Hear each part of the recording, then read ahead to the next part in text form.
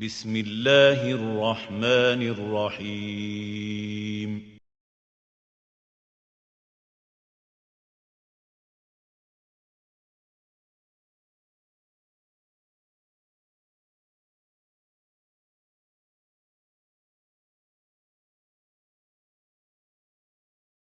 اور اب میں زحمت دوں گا جناب ابرار صاحب کو، آئیں اور اپنے خیالات کا اظہار کریں۔ شکریہ مسعود۔ میرا پہلا موقع ہے کہ اسٹیج پہ ڈائس اور مائکروفون کے سامنے کچھ کہوں، اور مجھے موضوع بھی وہ دیا گیا ہے جاسوسی ادب اور ابن صفی، جس پہ یہ 3-4 منٹ بہت کم ہیں، اس پہ گھنٹوں اور دنوں بات ہو سکتی ہے۔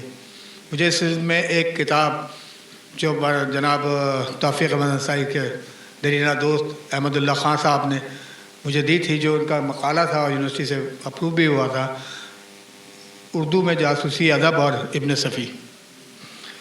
میرا خیال تھا مجھے وہ کتاب لے آنی تھی اور پہلے صفحے سے لے کے آخری کتاب صفحے تک پڑھ ڈالنا تھا، کیونکہ اس میں اتنی تحقیق شامل ہے کہ میں بیان نہیں کر سکتا۔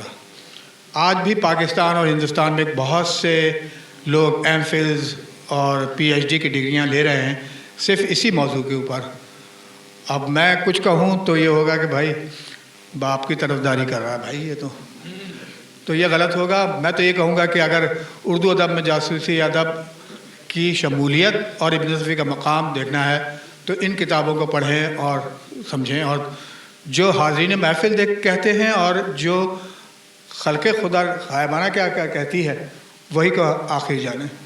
بہت شکریہ مسعود بھائی، بہت شکریہ۔